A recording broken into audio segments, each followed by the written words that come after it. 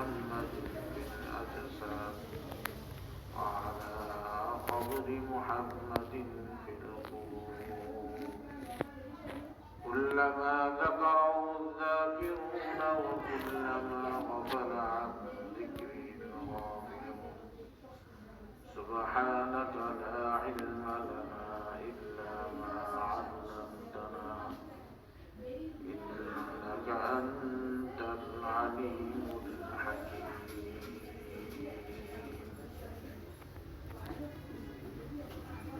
মহান রব্বুল আলামিনের দরবারে লাখ কোটি শুকরিয়া যে মহান রব্বুল আলামিন আমাদেরকে ফিতনা ফাসাদের জমানায়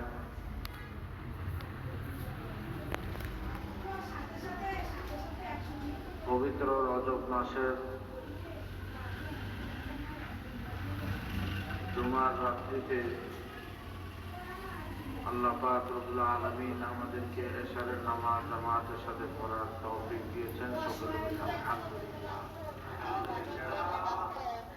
সাথে সাথে আমাদেরকে সাপ্তাহিক আমল তথা কুরআনুল কারীমের মজলিসে তাফসীরুল কুরআনের মজলিসে আসার বসার তৌফিক দিয়েছেন।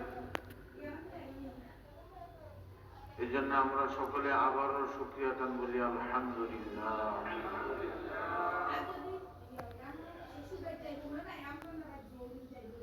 আলহামদুলিল্লাহ বলার দ্বারা রাসূলুল্লাহ সাল্লাল্লাহু আলাইহি ওয়াসাল্লাম বলেছেন,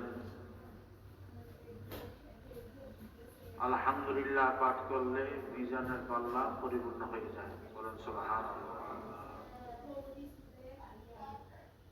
এই যে আমরা নবীজির কথা বিশ্বাস করলাম, হাদিসের মধ্যে আসছে, মিজান কি আমরা দেখছি? মিজানের পাল্লা কি আমরা দেখছি?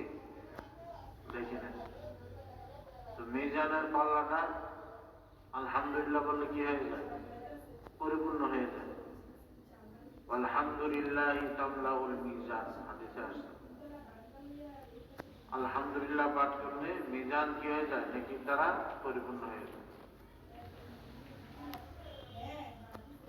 সুতরাং এ না দেখে বিশ্বাস করার নাম হলো ঈমান। সুবহানাল্লাহ। মিজানের পাল্লাও দেখি নাই, নেকিও কোনোদিন দেখি নাই। এমন কোন পীর ওলি গাউস কুতুব দুনিয়ার মধ্যে আসা নাই যে কাউকে একটা নেকি দেখাইয়া দুনিয়ার মধ্যে থাকতে পারছে। কারণ দুনিয়া নেকি দেখার কিনা জায়গায় নেই। নেকিটা হলো আখিরাতের ডলার। দুই নাম্বার ওই সুতরাং আখিরাতে যেতে হবে আমাকে মৃত্যুবরণ। আখিরাতের যে দরজা, সে দরজার নাম হলো মৃত্যু। 2 নাম্বার আসছে। আরে 1 নাম্বার এই অনেকদিন পরে হইছে, 1 বছর পরে বুঝে আসবে। 1 বছর হয়ে গেল। আমি কত ডলারের নাম কি? এটা কত দূর লাগে নাকি? আর একটু থাকবে। সওয়াব। আখিরাতের ডলারের নাম কি? নেকি বা সওয়াব। ফাতেমা 1 নাম্বার।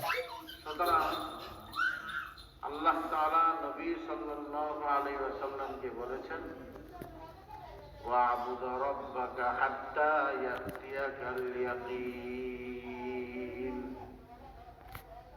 হে নবী, আপনি আপনার রবের ইবাদত করতে থাকুন মৃত্যু আসার আগ পর্যন্ত। আসার আগ পর্যন্ত হলো 1 নাম্বার। কথা কইস না আমার। আরে আমার লই কথা বলতে সাবধানে ফাতেমা। আরে কি গিফট পাইছো একটা? এখন আর ইবাদত করে লাভ। তাহলে এমন কিছু কাজ আছে যে কাজগুলো করলে নাকি আল্লাহ আবার কি হয়ে যায়? খালি হয়ে যায়। এজন্য নবীজিকে আল্লাহ পাক আদেশ করেছেন, মৃত্যু পর্যন্ত আপনি আপনার রবের ইবাদত করতেই থাকুন। তাহলে একবার ইবাদত করে তারপরের বার ছেড়ে দেওয়া, এই কথা কি নবীকে বলছে? নবীকে বলছে আপনি মৃত্যুর আগ পর্যন্ত আপনার রবের ইবাদত করতে। তার মানে